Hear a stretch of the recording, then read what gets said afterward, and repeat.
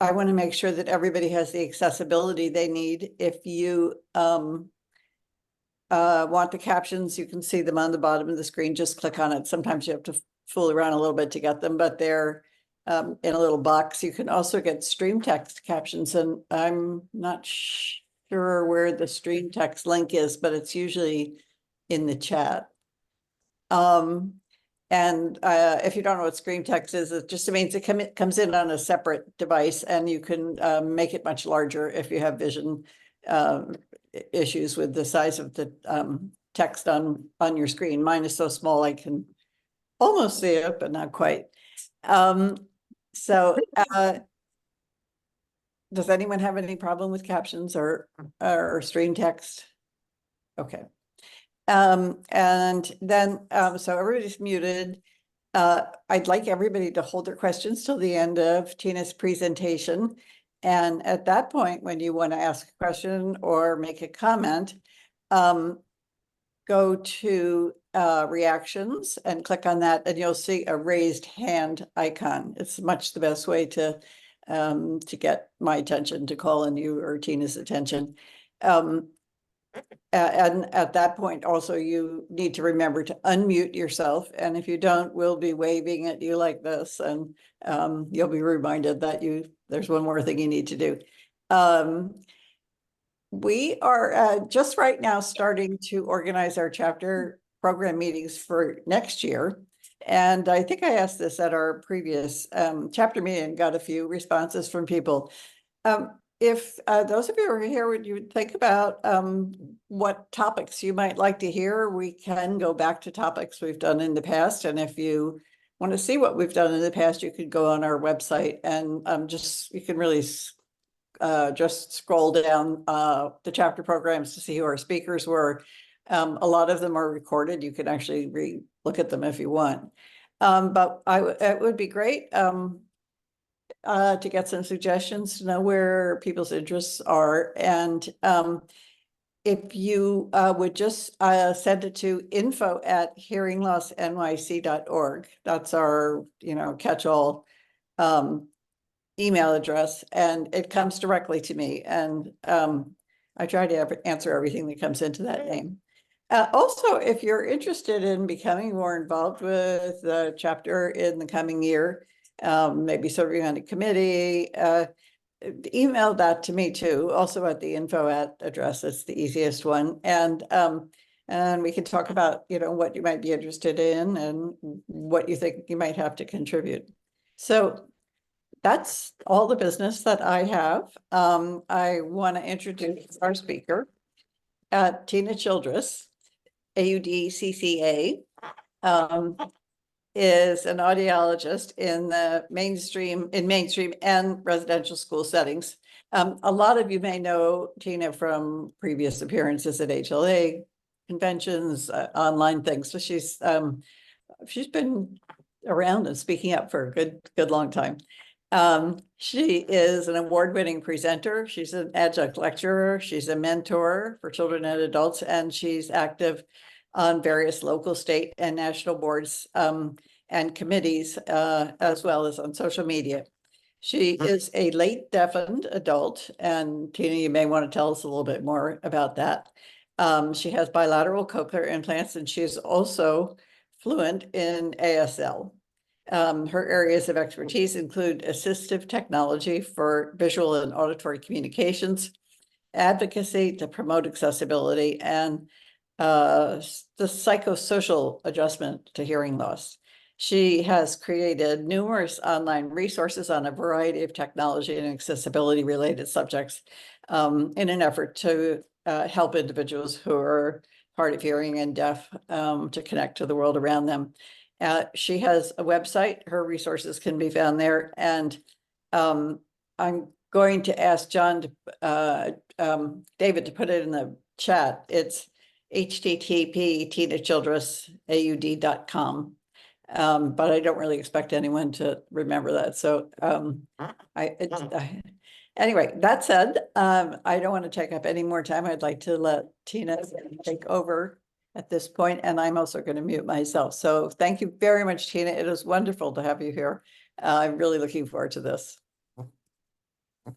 Okay, so I just shared my screen and I'm going to repaste the correct link to my handouts. So here they are. I'll let you guys click on that real quick so that you can save it to your computer.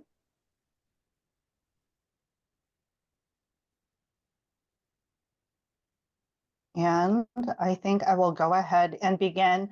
I'm going to start out by saying that I'm so thankful for this opportunity to present to you all today. I'm also thankful that I have an hour and a half because I have a lot of really great information that I want to share with you all. So let's go ahead and begin. My bio that Catherine just read pretty much sums up everything that you see here. I am very, I feel blessed that, I have this opportunity to talk to consumers and to professionals with this dual kind of perspective, being a deaf audiologist. And I hope that you learn at least one new thing today out of all of the information that I will be sharing with you. This is our agenda for today. I will be talking about ways to communicate with captions one-on-one in small groups and perhaps also in larger groups. We'll talk about how to use captioning for different kinds of calls. I will also talk about how you can caption media. There's a variety of different ways if people don't automatically add captions to movies that they post or things like that. And I'll address that for portable devices. And when I say portable devices, I mean things like phones and tablets, as well as computers. We'll talk a little bit about entertainment, so different ways that you can enjoy, cultural events and things like that. And then I know that there's been a hot topic with you all in New York about TV captioning. So, man, I learned a lot when I was researching this part of the presentation about the great stuff that you guys are doing in New York. I wanted to start out by clarifying that there is a difference between the word subtitles and the word captioning. They are often used interchangeably, which is technically not correct. As you can see by the image on the screen, subtitles are, for example, what I would use if I'm watching a K-drama or a Korean drama. Right now, my favorite one to watch is called The Amazing Attorney Woo. And so, when my sound is on, I'm hearing Korean. I don't understand Korean, but I love, watching the show. So the text that I see at the bottom is in English, as opposed to watching something like Stranger Things, which is in spoken English, and the captions that I see at the bottom are in English. And so I have noticed over the years that when you look at the terminology on different websites and even things like Apple, they use them interchangeably, but I wanted you to know that they are in fact different. For those of us that remember what DVDs are, okay, I should hear a chuckle right now, as opposed to streaming content. You may have seen in like that special menu where you set things like captioning, you may see things like closed captions, SDH. And that is an acronym for subtitles for deaf and hard of hearing.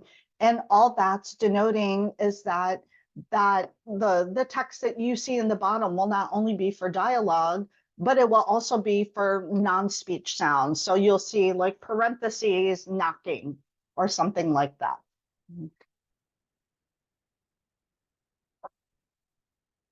One nice thing about closed captions is that if you have time and the know-how, you can change a variety of ways that it looks in terms of font, color, background, things like that. I'll be talking about the difference between closed captions and open captions. And closed captions technically means that you can turn them on or off as a consumer. Okay, so you can either choose to click on the CC button or not. You can sometimes reposition the text box like we've learned now with Zoom if you don't want to have to look always at the bottom of your screen. Sometimes people call it personal captioning because if you're turning something on or off, it might be something that you have in your hand or in close proximity, and it's really only affecting you in terms of seeing the captioning. Again, the difference then would be for open captions is that you cannot turn them on or off. And open captions are captions that everyone is always going to see. This is actually a screenshot of the open captions that you see on the website when they were talking about captioning for television. And these are captions that are embedded in the media and you cannot turn them on or off. Okay, we'll also talk about different ways that you might see closed captions or open captions in entertainment. So let's talk about some tools that you can use for, different kinds of get-togethers with people, whether it's one-on-one or with more than one person. I know it is impossible for me. I do a whole presentation just on this particular topic alone. So a lot of my presentation will be dropping links and resources that you can access later. I'm going to start with this one, which is basically what I call a feature grid. And what I did is I created a chart. As you go across the top, you're going to see things like Google products, Microsoft products, Apple products, different speech to text apps that I like to use across the top. And then when you go down the side, you're going to see things like Android, Apple, Mac, Windows. Is it free? Can you translate? Can you use things offline? And so this was, with all of the information that I've gathered over the years and looking at the different features and what works with what, I just thought that this was the best way that you as a user could be like, okay, I have an iPhone. I want to find an app so that I can caption a conversation. What are my options? So you'll go to the line that says Apple or iOS, and you will look for the dot, and then you can go up to the top and you can see, okay, this is the app that would work with my iPhone. Or if you want to look for something that's free, you're going to go to the row that says free, and then you are going to see what products are free. Please feel free to share this resource with anyone. I made it so that it was public and that people could, share it with other people. I am going to talk about some apps that I think are rather important to know about. Show of hands, and don't forget when you raise your hand using the emotions at the bottom, don't forget to lower your hand as well. Otherwise, Catherine is going to lose everybody with everyone's hands raised. How many people here have an iPhone? So some people are, okay. And we have how many participants? We have about 76 people on the call right now, and I see everything populating. Okay. Typically, what I see when I ask this question is that it's almost 5-to-1 with people having iPhones compared to Android. And this is in the US. It's interesting because worldwide, it's actually more Android users than iPhone users. Maybe because Apple was one of the first companies to kind of come out with a front-facing camera. Not a lot of people, when they start on a specific platform, feel like they want to jump to another platform. So iPhones are very popular here in the US. I also did an informal poll where I asked how many people that are deaf or hard of hearing have an iPhone compared to Android, and I saw the same thing. So know that you are in good company as iPhone users. I guess I should disclose, as an Apple stockholder, thank you for buying our product. And ironically, I am an Android user, so that always makes people laugh. Okay. So one speech to text feature that I think is very important to know about is this feature called live caption. This is actually a rather new development, and it kind of blows my mind because iPhones, I think, have been embraced by the disability community for its accessibility. But this captioning feature did not come out until October of 2022. Whereas Android has had a native captioning feature for a bit longer than that. So I thought that was really interesting. On the screen, I know there's a lot of text. I do that purposefully when I'm talking to deaf and hard of hearing audiences so that you don't have to write everything down, but I will kind of just summarize it. With the live caption feature, you have to have an iPhone that's probably at least like an iPhone 10 or iPhone 11 and newer. You have to have the newer operating system. It was iOS 16. I think you guys are up to iOS 17 at this point. It also works on newer Mac computers. You have to have the M2 chip, and it does a bunch of different things. It can caption one-on-one phone calls. So, the traditional kind of speech to text feature where you press a microphone. This is the screenshot that you see on the screen right now, where you press the microphone and it will, provide a transcript for what someone else is saying. You can also use it to caption media. So if you are watching a movie on your phone that doesn't have captions for whatever reason, you can turn on this live caption feature and it will provide you with captions. You can also caption things like podcasts, which is new. And there's actually another feature on Apple, which I will talk about in a bit, that will provide you with transcripts. You can also use this to caption phone calls. So traditional phone calls, of course, if you're trying to caption a phone call, unless you're using your Bluetooth connection to connect to your phone or earbuds or something like that, you're going to have to, if you hold it to your ear and you're using captions, you're going to have to do like this, right, to be able to read the captions. It will also caption video calls. So later on, also, I will talk about FaceTime. This has been fantastic to have this ability to caption FaceTime calls. I know many grandparents who are very excited about this feature because it helps them understand their grandchildren better. If you did not know, live caption can also work offline, meaning if you are in a place with a poor cell phone connection, if you are in a basement, even if there's no Wi-Fi.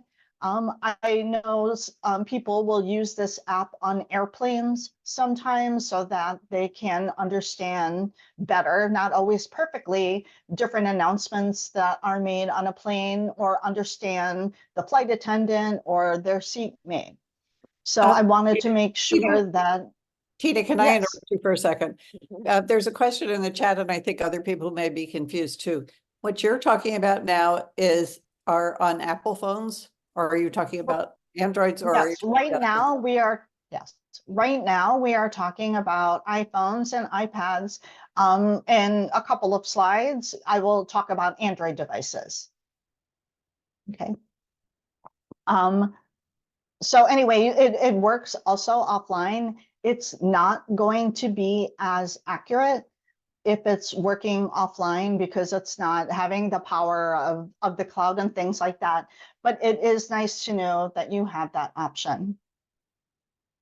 In addition to live captions, I have some other options for kind of one-on-one small group situations here on the screen.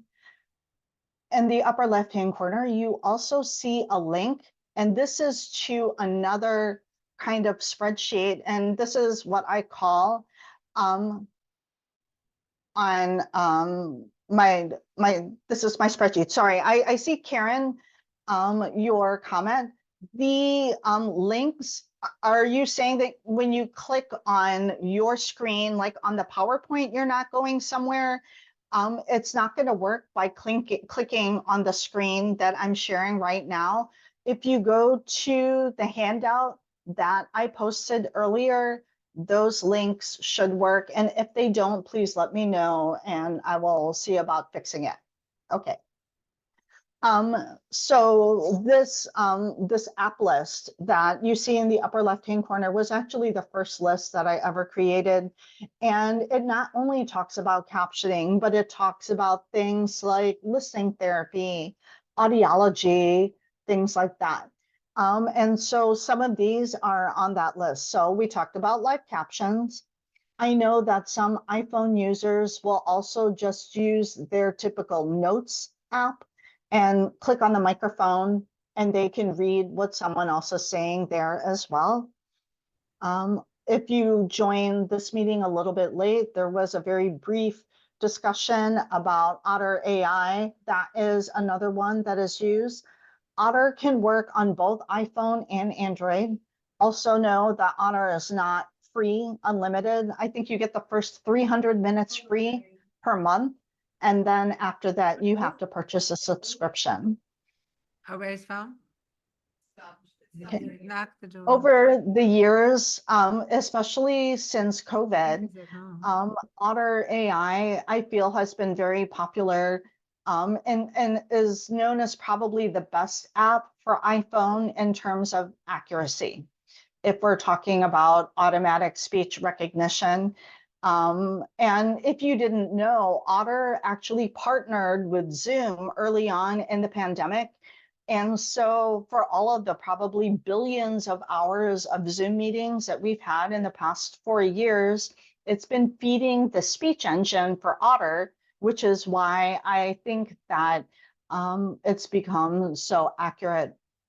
I also find it interesting that Otter was not designed to be an accessibility tool. Otter was actually designed for people like reporters, because to help them transcribe what other people are saying. One word of warning about Otter, even, it's great and there's a lot of collaboration tools that you could do with it. But if you did not know, when you use Otter, you are also recording the audio. Okay, I'm going to say that again. When you use Otter, it also records the audio.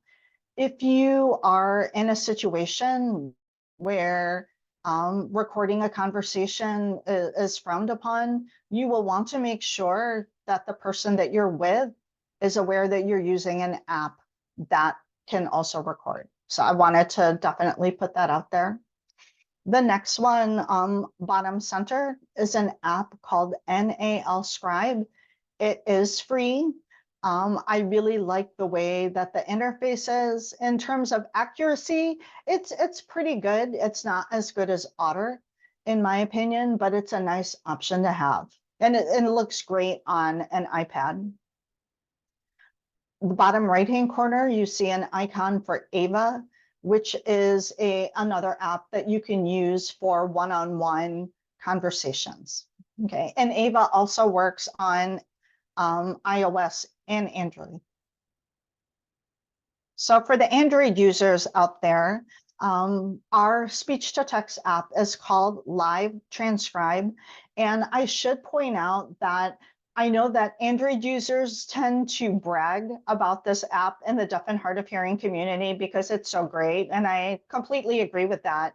And so I know that iPhone users would be like, well, why don't we have Live Transcribe? So then they would go to the App Store, and there is an app there called Live Transcribe, but it is not the Google Live Transcribe. Okay, Google Live Transcribe is only for Android users. Okay, the live transcribe that's on in the Apple Store is actually a subscription service. It's a decent app, but it is not the same as Google Live Transcribe. So I wanted to make sure that you knew that. In my opinion, this is more deaf and hard of hearing friendly. I think a lot of that has to do with the fact that when they were developing this app, they collaborated with Gallaudet University. And so they were very in tune with the deaf and hard of hearing community and making sure that things just work. A lot of the same features, you can do speech to text, it works offline. One nice thing also about Live Transcribe is it will indicate non-speech sounds. So here in my office, there are many times when I sit here with my cochlear implants off and I'm just plugging away at my computer. I often have Live Transcribe open because of this feature. It will recognize sounds in the environment. So I'm sitting here working on my computer. I get this little pop-up on my phone that said ukulele playing. And I thought to myself, ukulele playing, what's going on? And I turned, and sure enough, my kid was coming into the room playing the ukulele. They wanted to show me this song. And I was like, wow, well, one, that it, picked it up, but two, it didn't say guitar. It did not say violin. It actually recognized it as ukulele. So I thought that was really cool. Sometimes you will see things like applause, laughing. You'll see those kinds of things, which is really, really great, or appliance beeping. Okay, so I really love that feature about Live Transcribe as well. You can also save a transcript. That I find is a little bit clunky. You have to click on the screen, select all, copy, paste it into another document, but you could theoretically save a transcript of that. And you can save it for 3 days if that's how you set your default. Like Live Caption on iPhone, you can also caption phone calls, video calls, and media. Okay. Also, at the bottom of some of these screens, you're going to see hyperlinks.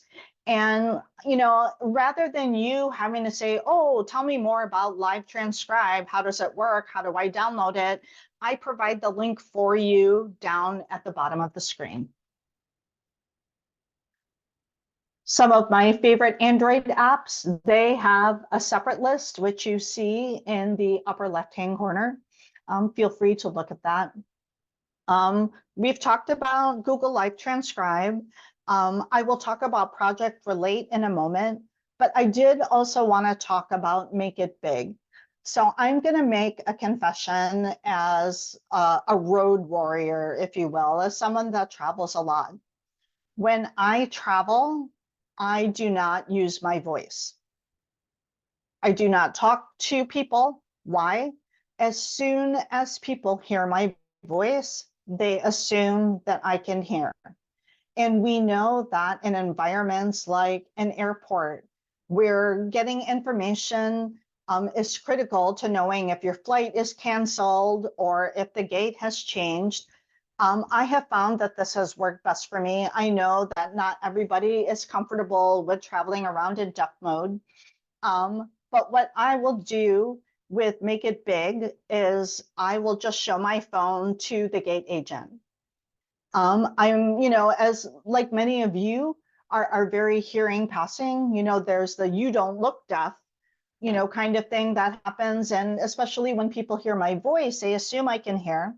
So I have found that gate agents remember me more and are more receptive to my communication needs if I'm very upfront. And for me, being upfront means not using my voice and pointing at my ear and mouthing that I'm deaf.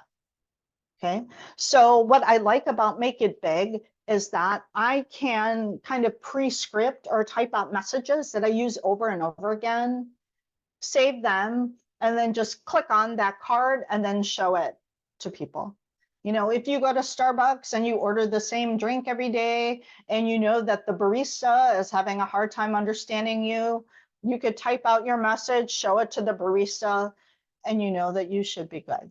Okay, so that's just something that I wanted to pass on. Let's talk about Project Relate.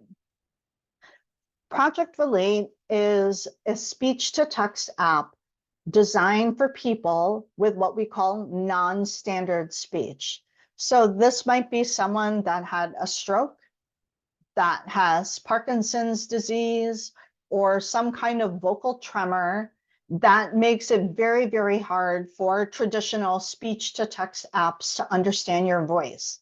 So I have many friends who say, I can't use Siri or Alexa, it doesn't understand my deaf accent. Okay. And so Project Relate was actually kind of co-created by the man that also created Live Transcribe.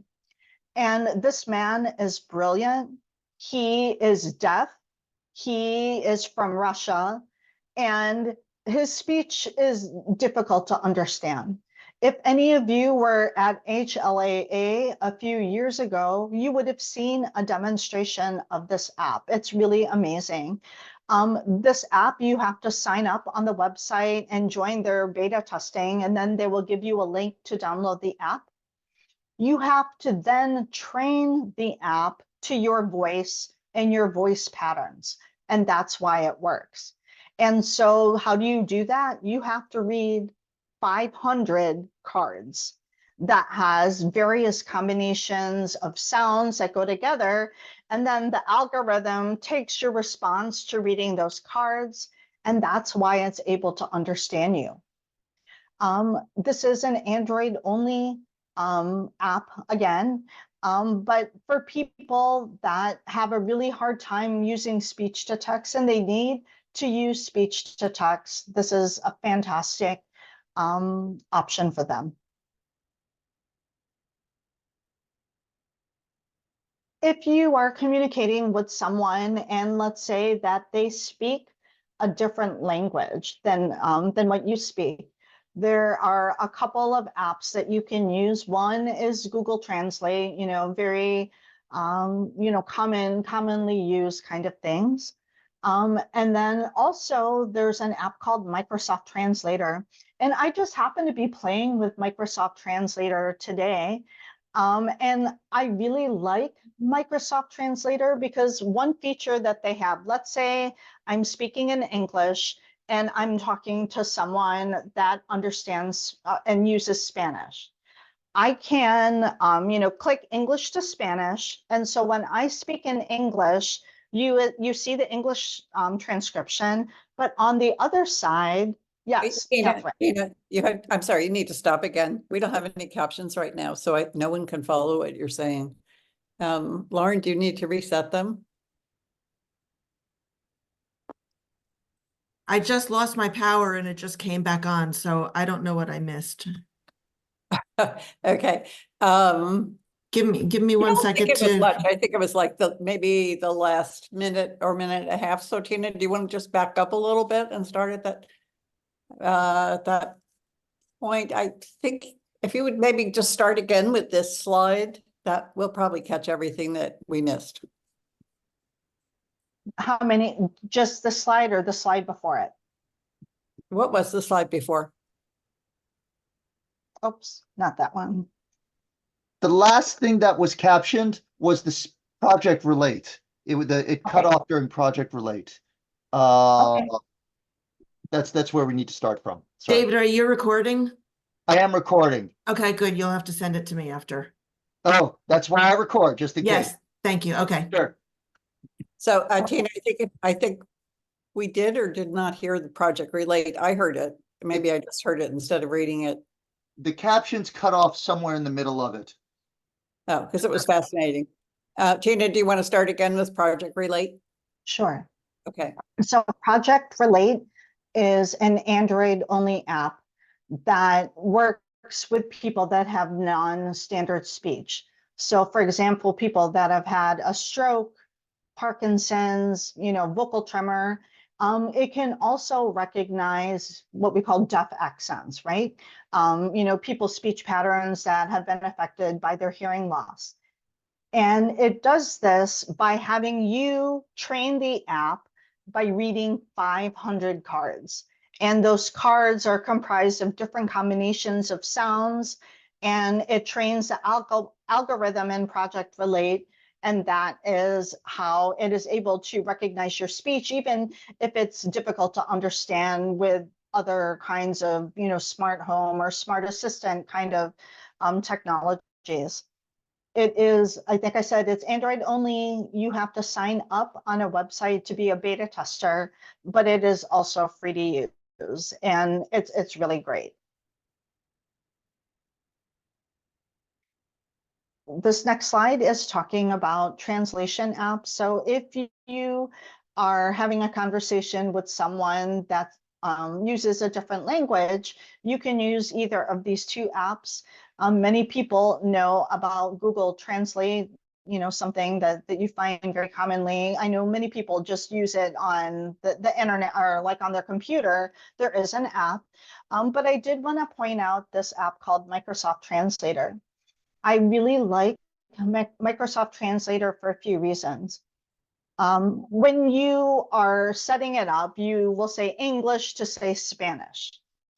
And when I talk in English, you will see the transcription of what I said, like on my side, but you can actually flip the screen because it's assuming you're having a face-to-face conversation with someone, and then they can read the translation in their language. And I really like that feature so that someone is not looking over my shoulder like what would happen with Google Translate. The other thing that I just realized today was that if you leave both languages open and you hit auto detect, it will detect whether it's the Spanish that's being used or the English being used, so that you don't have to scroll back and forth between selecting what language needs to be used. So kind of more traditional translator apps, you select one language and that's all it's going to listen to, right? It's only going to listen to English or French or Mandarin Chinese, what have you. With this one, if you put it in auto detect, it will switch back and forth. So that is a feature I really like. Both of these apps are available on iOS and Android. Let's say you are in a situation where there is more than one talker, like you're in a meeting or you're having coffee with 3 or 4 friends, and you're having a hard time understanding what everyone is saying at the table. There are 2 apps, again, both available on iOS and Android. They both basically work the same. So what needs to happen is I, as the person with hearing loss, I have my phone, I have this app, I create a room, okay? Everyone else at the table will have their phone with the app, and they will join my room. And now, as each person talks into their phone, it will caption their voice and show up on my phone so I can read what happens. With Ava, it indicates different speakers by everyone having a different bubble. With Microsoft Translator, it will kind of go back and forth between a couple of colors, but you'll also see their name underneath their bubble. So this is a really great kind of tool. I know that in Rochester, New York, at the National Technical Institute for the Deaf, they will use Microsoft Translator as a backup for students when there's no captioner available. Because it's what's great about these 2 platforms too, you can also do it on a computer. So a user could be on their computer or they could be on their phone. So it works really well.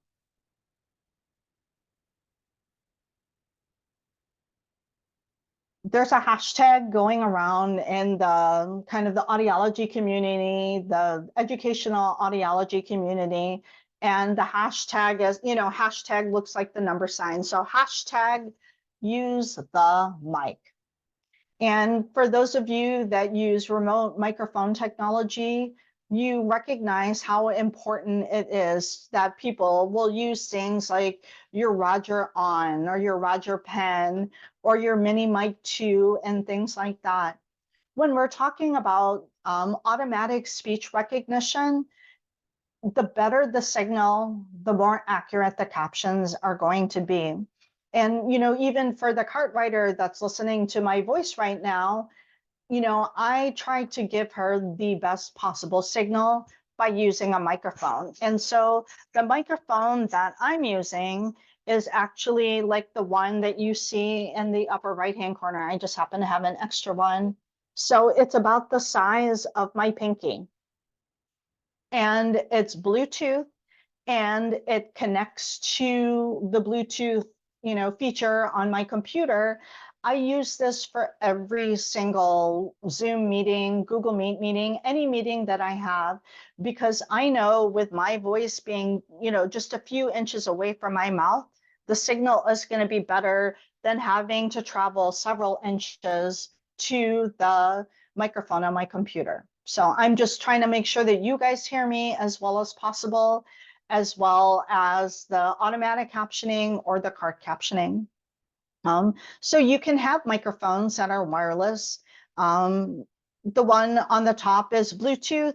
The one on the bottom is more kind of plug and play. So that thing that looks like a T on the right, you would plug it in the port where you would charge your phone, and then you could actually use two microphones with this particular system. You could give one to one person, one to the other, and when they talk, it will go to the phone for more accurate captioning, which is awesome.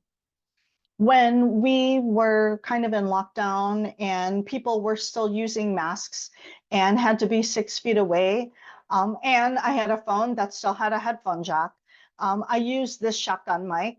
And what it does, it's a mic that plugged into the headphone jack, and I could point it at what I wanted to listen to, and it would just capture their voice better. This was very useful, again, during COVID. If you don't have a headphone jack in your phone anymore, there are adapters that you can get, again, that plug into the charging port. So that's another thing that you can use. And then there's the good old standard, wired lapel microphone, but that means you're kind of tethered to that person. But this is definitely the least expensive option. You don't have to worry about wireless connections, and it gives a great signal.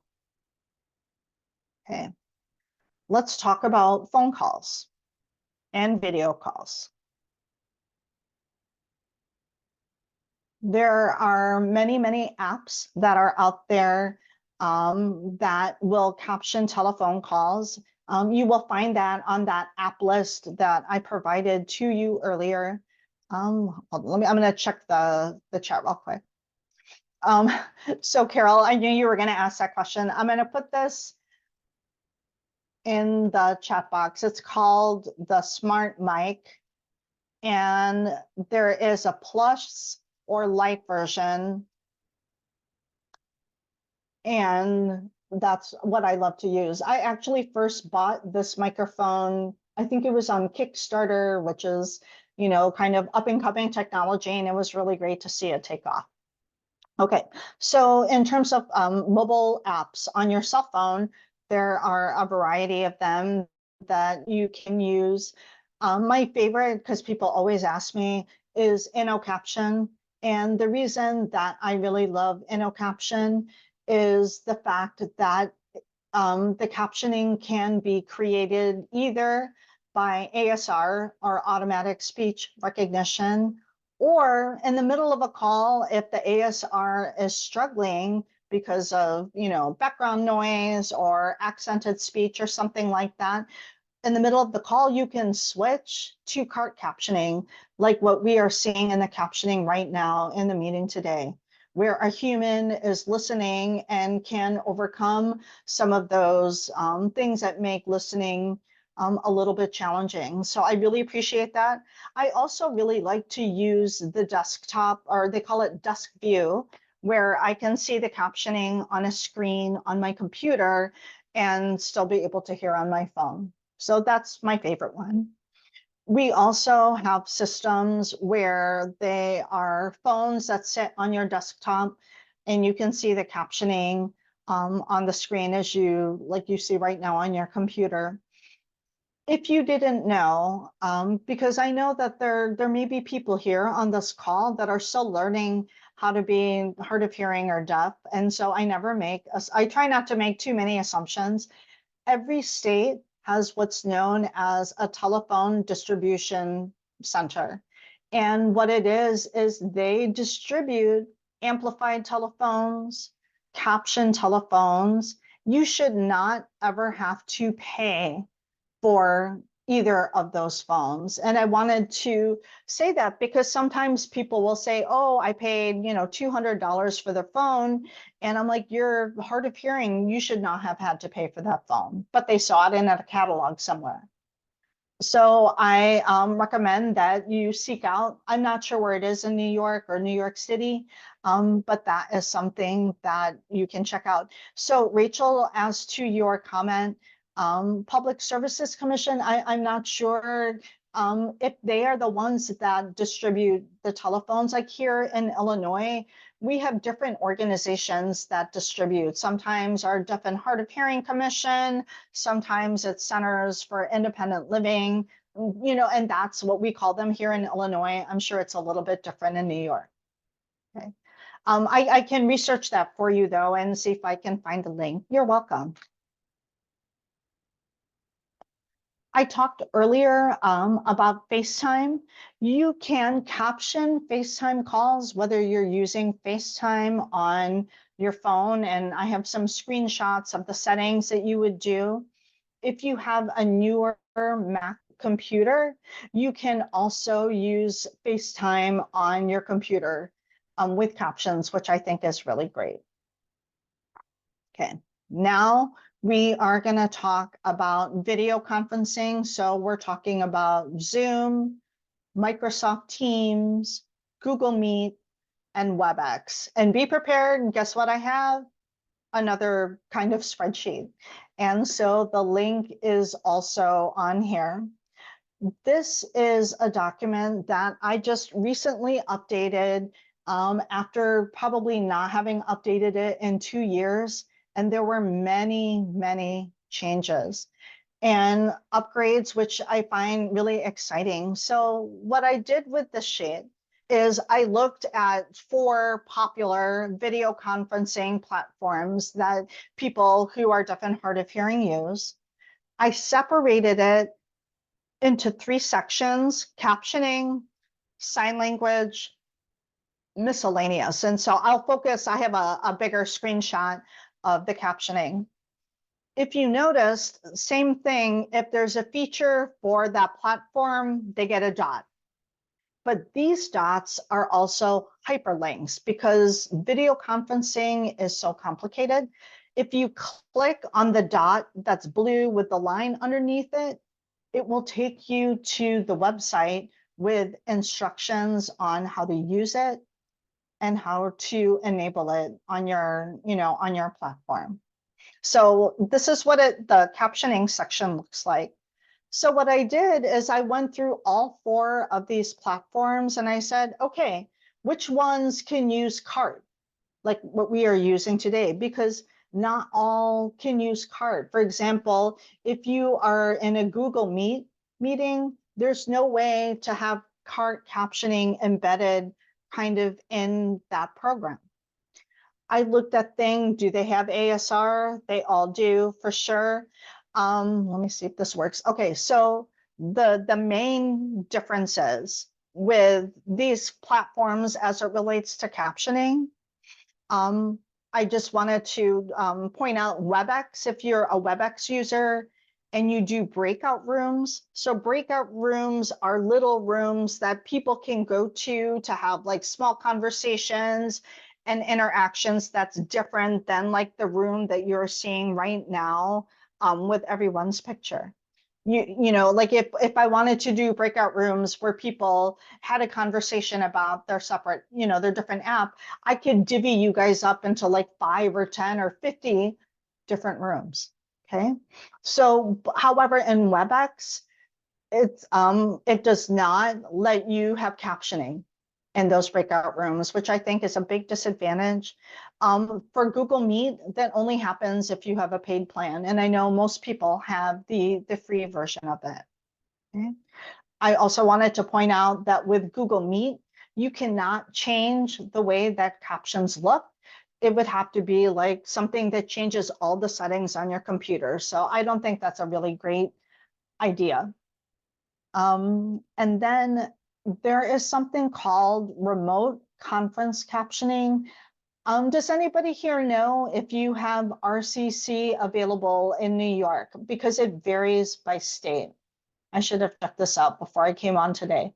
So what remote conference captioning would do is if you needed captioning for a meeting, if your state contributes or participates in this program, you could get captioning for free. So, again, Google Meet is the one platform where you cannot integrate those captions within the platform.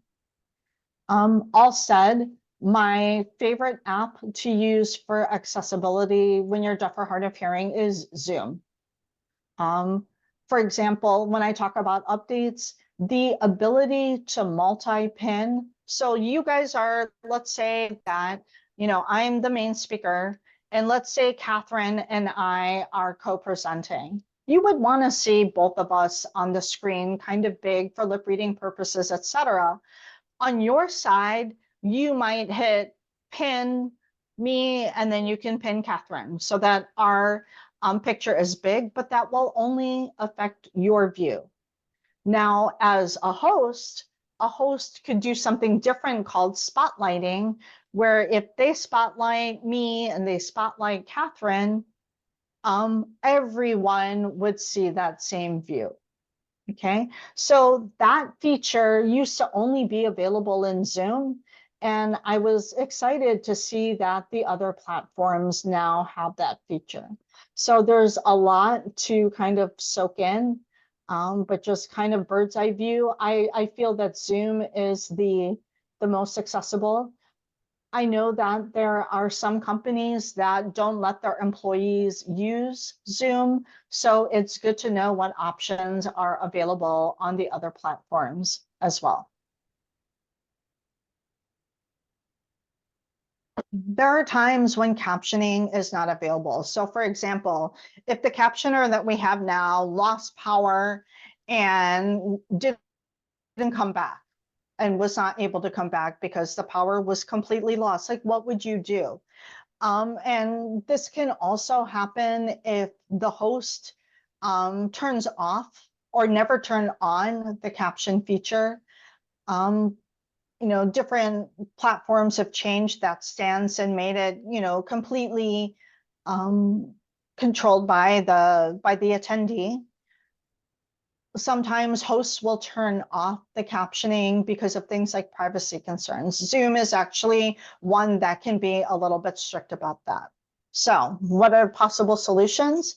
You could use a speech to text app on your phone, like what I just showed you. I've been in Zoom meetings for whatever reason, the captions weren't working or showing up, and I just pull out my phone, crank up the speakers on my computer, and read along that way. The other thing that you can do is, did you know that Chrome, the browser, Windows, like the whole Windows computer, Mac computers also have built-in captioning. So if you wanted to turn on that feature, there are hyperlinks on the PDF of this document that would tell you, oh, I didn't realize that Mac computers, and again, these are newer Mac computers, have captioning, or that Windows has captioning.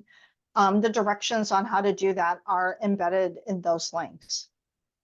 Another option, if you're trying to get into a video conference, is using a dial-in number. So when you get the invitation for Zoom, how it'll say like meeting, or you'll have a link and then a meeting ID, sometimes a password, and then there's all of these phone numbers for different countries. Let's say I am having to call in to that meeting. What I could do if the captioning is not working, within the platform, I could use that dial-in number and use a captioning app on my phone. Right? If a hearing person can participate in a meeting by calling, then a deaf or hard of hearing person can also call in and use that accommodation of captioning on their phone. That's not ideal, in my opinion, because the operator has no idea what the topic is going to be. At least the captioner that's here today, they knew what this topic was going to be about. Okay. And then again, the remote captioning, conference captioning that I talked about earlier. So Tom, I'm going to see your comment, and Arlene, waving to you. It's good to see you, my friend. And yes, Catherine, go ahead and feel free to say that you're going to just send out a list of the links. Okay. All right. So Tom, to your comment, yes, it was very frustrating that Zoom did not provide captioning to users that were using the free version, and that if the host forgot to enable it, we had to remind them, but it was often too late. So things have come a long way. All right. Let's talk about media, watching movies, listening to podcasts, maybe listening to music on your phone or computer. Again, you have the native captioning feature on your mobile devices. So if you want to caption calls or music or movies, you can do that. So there is a new feature called Apple Podcasts with automatic transcripts. So if you are someone like, it cracks me up, my mom, who's 85, well, she has like 4 iPads. She has one in like every part of the house, which makes me laugh because she is not someone that liked technology before, but her obsession is true crime. My 85-year-old, like 4'11" Filipino mother and grandmother loves to listen to true crime. And her hearing has gotten worse over the years, but she really appreciates the fact that now there are transcripts that she can read when she listens to her true crime. Makes me laugh. And then again, the same solutions that I was talking about with video conferences, you can use an alternative browser or device to read captions. If you are into karaoke, and if you know me, and if you've ever followed me on social media, you know that I love karaoke at our annual ALDA conference. If you have Apple Music on your phone, there is something called, I call it karaoke mode, because it's basically you are listening to your music and you get to follow along with the lyrics, which I think is fantastic. Let's say you're doing a duet. And so in my head, I always think of Summer Lovin' from Grease, the musical. There's always the male part and the female part. They will display captions on either side of your phone so that you can sing together. So I think that's pretty awesome. As a mom to two, like I have a teenager and a young adult, over the years, I've been in the car with them, listening to their music and thinking, what are they listening to? What are those lyrics? I know hearing people that cannot understand the lyrics of some music nowadays. There are apps that are out there that, like Shazam and SoundHound and Music's Match, that will allow you to press a button that says like listen, and then it will pull up who's singing, the name of the song, and sometimes the lyrics, which I think is fantastic and was so helpful to me. If you use Apple Music on your iPhone, or YouTube Music, which is what Android is now using, or Amazon Music, there is a lyrics feature that you can also turn on.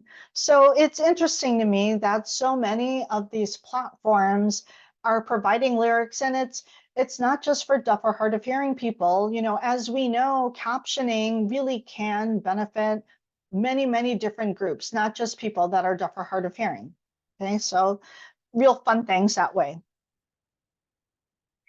If any of you like to make videos, maybe for your kids or grandkids, or put them up on social media, or you have to make videos for work, there are some easy ways that you can record video on your phone and also embed basically open captions, which I think is a great demonstration of universal design where everyone can benefit. Oh, thank you, Catherine. I forgot about Spotify. I should have put that on there also. And thank you, Jean, for saying that. So with Clips, this is an app that's native to iPhone. And what happens is you open up Clips and you have your camera ready. And then there's something, I think they call it live subtitles. And you turn on that feature and you start talking. Or so you hit record and then you start talking. And as you're talking, it will caption what you're saying. Then you just stop the recording when you're done, and then you can go in and edit the captions. So let's say it didn't understand how to spell your name, or it's missing some punctuation and you want it to be accurate for people viewing this, this video. So then you correct it, save it, and then now you can upload that video and you didn't have to work so hard to add captions, right? I think that we as people that are deaf or hard of hearing, you know, we need to model also what we need. If we are going to put up a video, it should have captions. Okay, so this is the Apple version or the iPhone version. If you're an Android user, there's a similar app called AutoCap. And AutoCap is not free. Unfortunately, there is no Android version that I know of yet that will do the same thing, but AutoCap is free up to a 5-minute video. So it works the same way as Clips. If you are someone that uses social media, I went ahead and posted the links to various social media platforms on how to just turn on the captions on those different platforms, because I know it can be, you have to hunt like, oh, how, my grandkids sent me this TikTok video, but there's no captions because I never use TikTok. How do I do that? All of those links are there for you to just go and learn. Okay. Next, we're going to talk about entertainment. You guys okay? Do we need to like stretch a little bit? Are your brains full so far? Okay, let's talk about entertainment. I wanted to point out a couple of organizations in case you didn't already know about them. One is called Artreach. And Artreach is an organization that I've worked with over the years doing, collaborations with them. And they work with other cultural spaces throughout New York. And I think they also do stuff for Philadelphia. And they have a program where you can pay $2 if you're deaf or hard of hearing or have any disability to go to 80 different cultural spaces. They are also one of my go-tos for asking questions about accessibility. For example, you have a local theater near the area where you live. They do not have captioning or any other kind of accommodations, or it's not clear if they do. If you feel like you're really running up into barriers with that building, contact Artreach, because not only can they do training, but they can actually do kind of an audit of that facility and help them to be better in terms of accessibility. So that's just 2 things that Artreach does. You see the rest of them on this page. If you are interested in seeing a Broadway show or going to other theaters in New York, if you don't know about this website, this one is fantastic. It's called Theater Access New York City. When I am planning a trip to the Big Apple, this is my go-to website when I want to see, okay, which shows do I want to see have captions? Okay. And they have a really easy to use search engine where you can enter in, okay, I want open captioning, or I am wanting to use closed captioning. These are the dates that I'm going to be in the city, and it will pull up a list of those shows. So this is a very, very helpful tool. It will also indicate things like which theaters have assistive listening devices, and it can be as specific as loop systems. So if you want to see a show in a looped theater, this is another place that you can go. When we think about captioning in theater, there's open captioning and closed captioning. These are some examples of open caption shows that I have attended over the years, just to show you that there are different ways to use or to view open captions. So in the top left-hand corner, this is the Broadway in Chicago, the theaters that they use. They use an LED reader board that they put the front right part of the theater, and that's how I view captions. There are other theaters where there's a big flat monitor, like in the upper right-hand corner, where the captions are actually built into the set, which I think is great. Now, the bottom two pictures, and I'm really proud of this, are captions that my kid and I created. They're actually a theater major, but they've also grown up with me, so they know about accessibility. And we were both in a show together, which is the greatest thing I've ever done, and the most terrifying, because I like to watch theater, but I've never acted on stage, but it was a great experience. I told them, though, our show has to have captions. And after this experience, going forward, this small theater is going to caption every show going forward. So, if this is something that you want to start, it can make a difference. And so the way that we created captions is we downloaded the script, and we just put them on PowerPoint slides and worked on the timing and how many lines there were. We connected our computer to a projector and just projected it on a block wall, and we were able to provide access. So it is possible to do it yourself captions, kind of grassroots things. In terms of closed captioning or personal captioning, there's different ways that you can view it. On the left is how I had captioning for Second City in Chicago. I consider this more closed caption because I could have turned the monitor off. Not everyone in the audience could see it like open caption, so that's one way. Upper right-hand corner is my homage to my really, really good friend, John Mulder, who unfortunately passed away last year. And he and I, and probably some people here on this call, were involved with the Broadway League in Schubert Theater in advocating for captions on Broadway. There's basically two ways that you can view captions.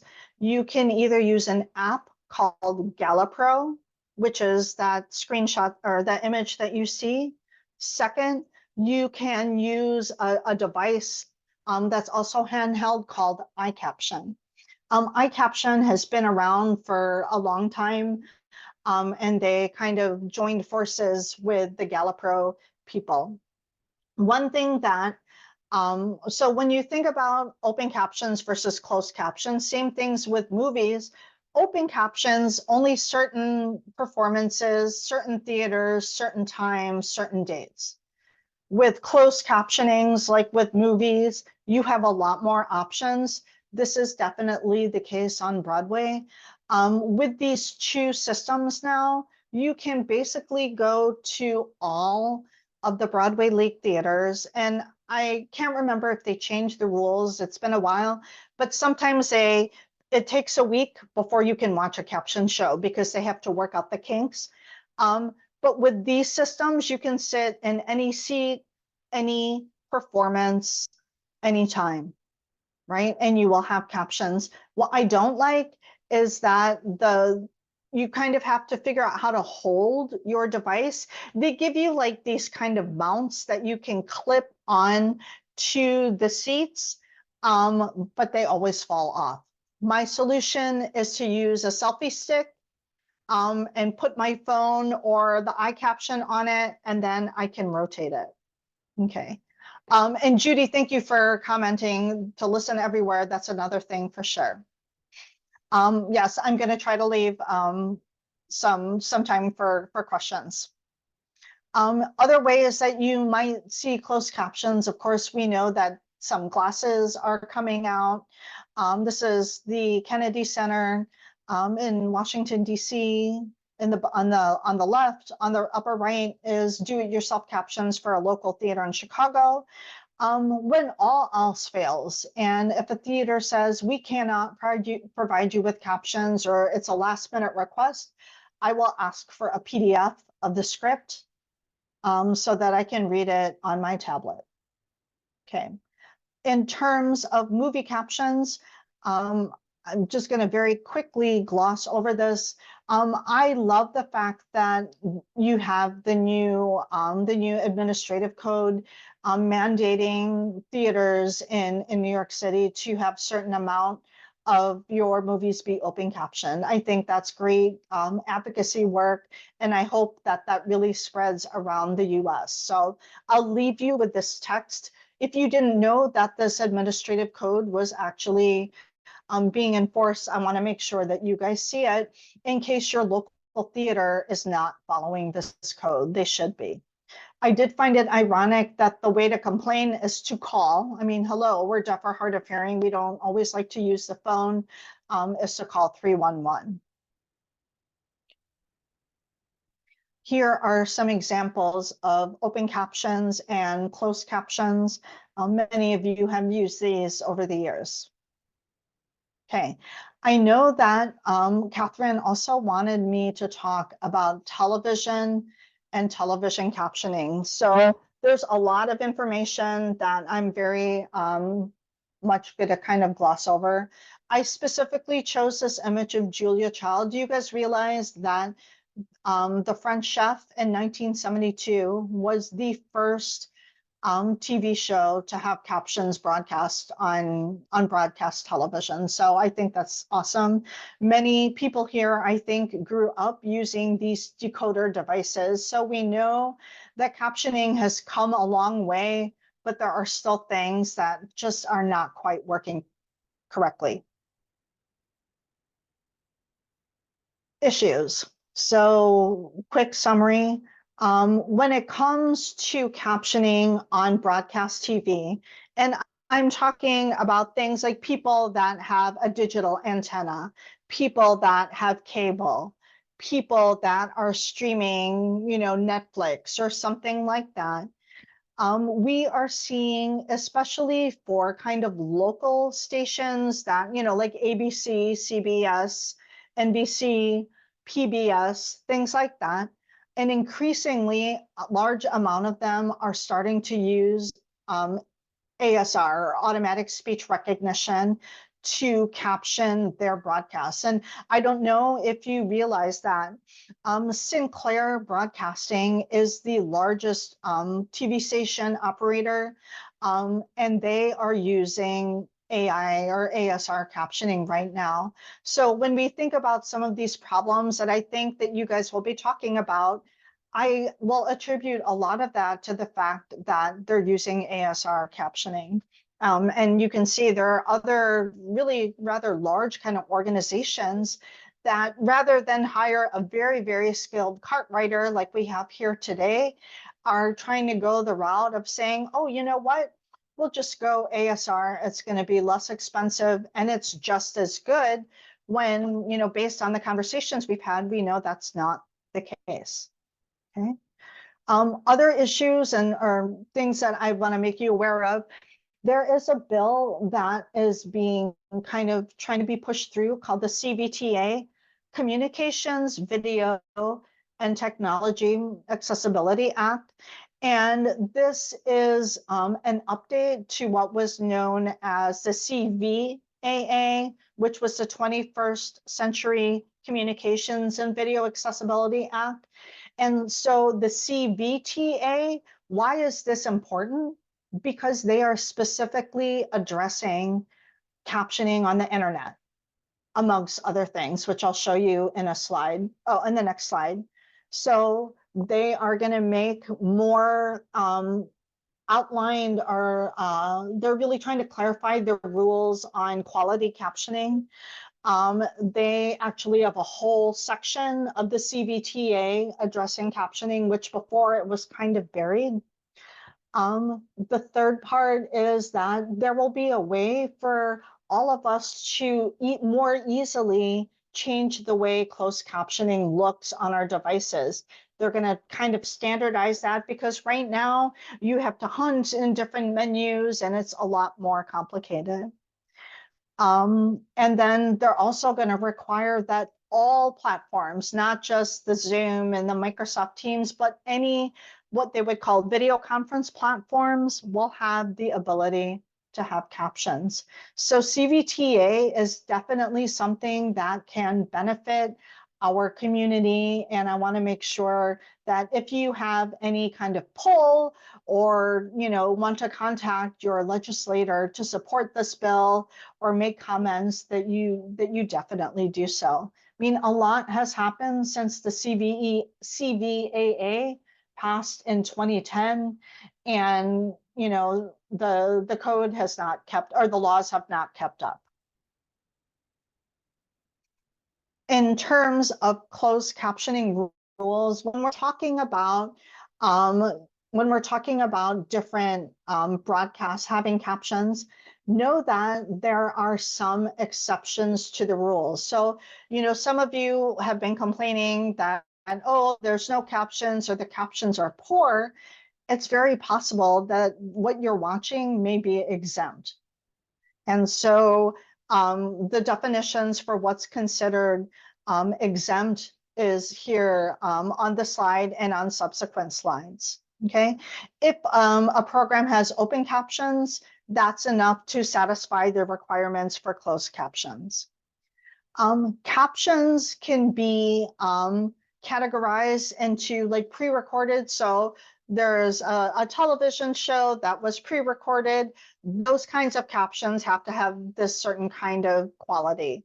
If it's live or near live, they're a little bit more lenient with the caption quality, because they recognize that things are happening so fast and that there's more hurdles to go through. The law says, and the FCC says, captions must be accurate.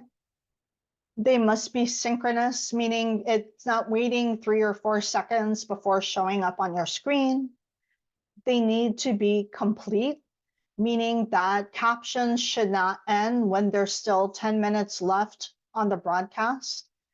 And captions should be properly placed. For example, not in the middle of the screen, not covering up the text that's listing out the counties where a tornado is happening. Okay, so those are some of the things that people recognize need to be addressed. We also know that not all broadcasters kind of follow these rules. This is example information on the exempt organizations. I'm going to skip through this to go to how to make complaints, because I know that was something that you wanted me to address. But first, I want you, oh wait, not this one. Before you make a complaint, okay, let's say you're watching an event, a broadcast, and it's just not good. Make sure of a few things. Are your physical connections between your TV and your cable box or your internet connection, are they secure? Because if they're loose or not, completely connected, it can affect your captioning. For those of you that are using the internet to watch the information, if your internet connection is slow, so, you know, like the captioner losing her connection, me, I'm watching the skies as I'm finishing this out, that can also affect your captions, okay? These are suggestions from the FCC, so I've laid them out. I'm not going to read them point by point, but I have them laid out for you so that it is easy to access. You are going to go ahead first and contact, you know, either the local TV station, if that's how you're watching it, your cable provider, if that's how you're watching it. Okay.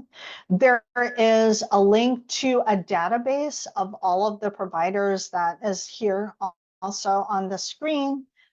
I recommend that you document everything that you can remember. What were you watching? When were you watching it? What did the captions look like? Because, you know, the entities can't make changes if they don't know what was not working. So there are all of these requirements when you need to make a complaint, okay?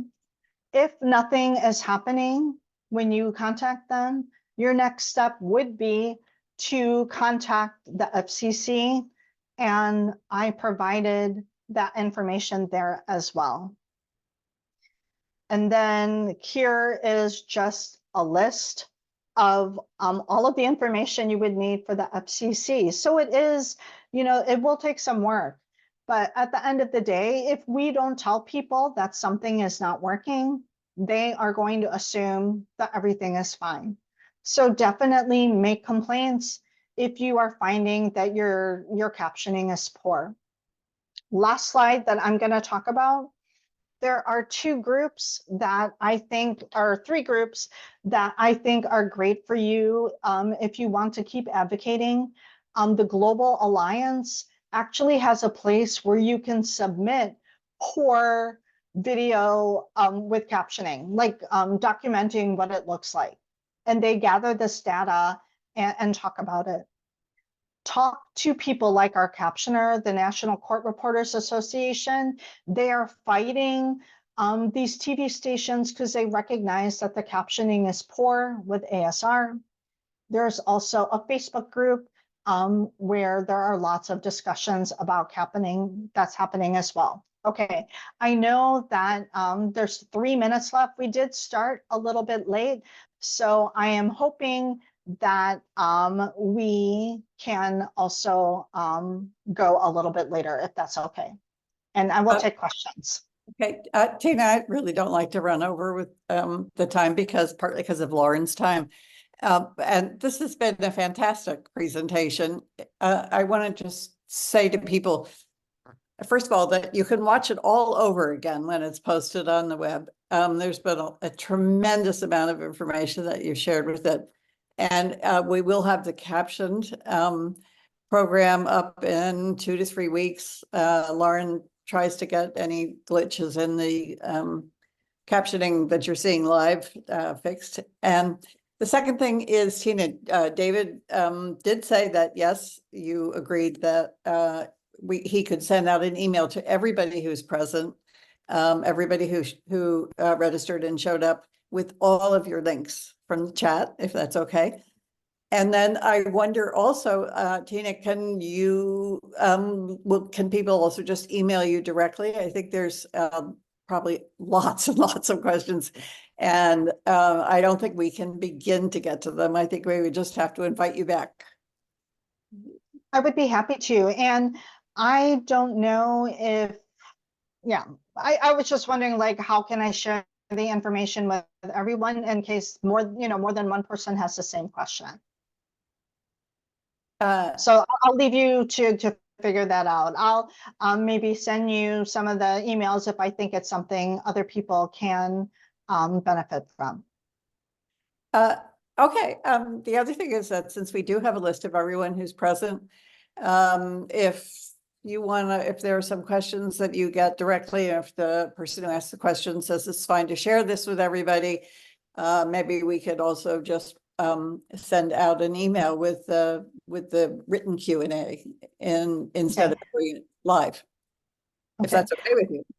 Okay, one quick thought. I can actually create a document in that Google Drive where I have the handouts, and that way people can see what the questions are and my answer.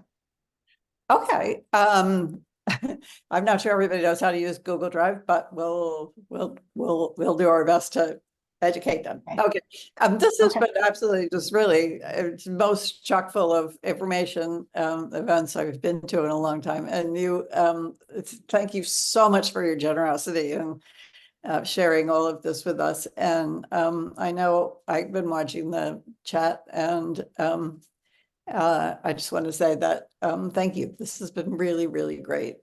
So Thank you. And I just want to shout out to my friend Carol. It's good to see you. And I see that her hand, she was very patient. Carol, do you want to email me, or do you want to ask your question for the group? Hi, Tina. Thanks so much. My biggest complaint has been with NPR, and not NPR, PBS. The captions are for the News Hour and Washington Week. They're both live programs. They're terrible. They're very seldom are they synced. They come, panels after the words have been spoken, and they skip.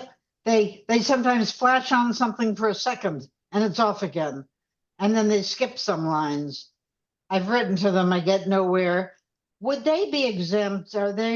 Is there some reason that because they're live, because they're partially publicly funded, is there some exception for them? I would not think so. If it's inconsistent, I would make a complaint and document things like I indicated, because perhaps, working with them, there may be a pattern that you don't know about.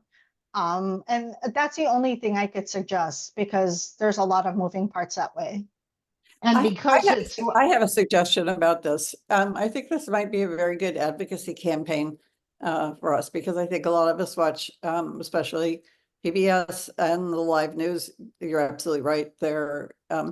So Carol, maybe you could email me.